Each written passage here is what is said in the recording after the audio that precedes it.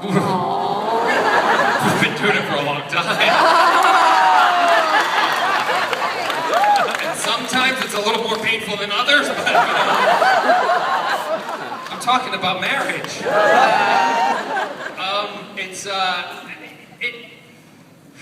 We've been together for 20 odd years, and he's not even looking at me right now. Me and my sister are texting. I'm talking about us getting married. So we're over 20 years we've been together.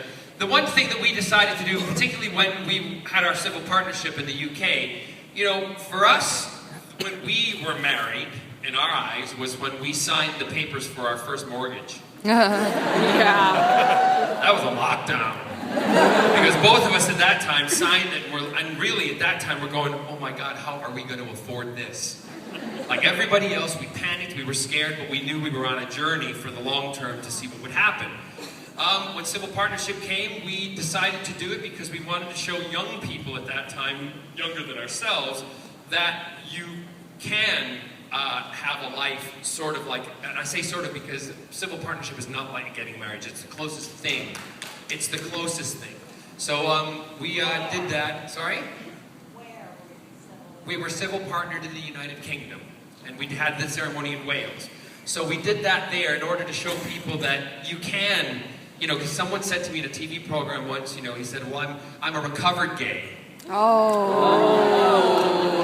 I was like, okay.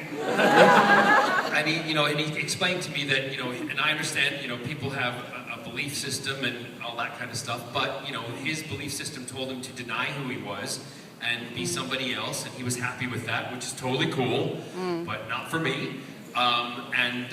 He said, you know, the reason I don't live the gay life anymore is I want a big house, I want a picket fence, I want the dogs, I want the kids, I want the nice car, and I want the wife. And I said, well, I've got the big house, I've got the picket fence, I've got the nice car, I've got the dogs, we might have children, and I've got the wife sitting over there.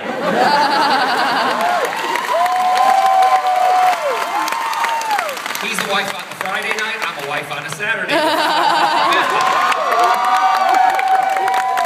So then when we decided to come, the really difficult thing is when we would come to California, you know I travel an awful lot, and we have a home in Palm Springs, and when Scott and I would go to Palm Springs, we'd arrive in California, he'd have to go in one line and I would have to go in another, and if we tried to go through in the same line, they actually said to us, he goes over there, we don't recognize that stuff here.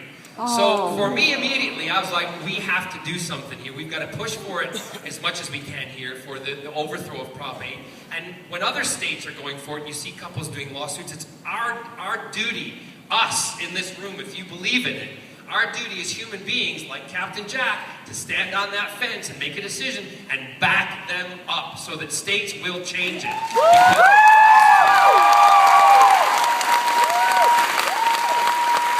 Because also, Scott, I had to send him back to the UK every 3 months. I had to send him back to the UK because he wasn't, you know, if my sister got married to an American, let's just hypothetically say she was Scottish, got married to an American, which she did, she would automatically, through a process, become an American citizen. Well, my husband is not allowed to be an American citizen. And we both love, you know, as we love the UK, we love the United States, we love what it has done for our lives, and he wants to be a part of it and celebrate that. And they weren't allowing us to, but now we can. And that's why it changed everything.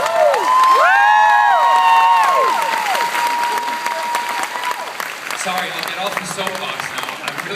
I'm really passionate about it because the one thing I don't like seeing are people being, and you know, other people say, well, it's a choice. No, it's not a choice. I live this. I know a lot of you live it. I wake up every morning and I didn't decide one morning to get up and go, oh, I'm going to have coffee, eggs, bacon, and oh, I'm going to be gay. It doesn't work that way. If you decide later in life, you've always had it there. You've just been suppressing it and denying it for some reason whatsoever. But born gay, you are gay, and that's it. We can't do anything about it.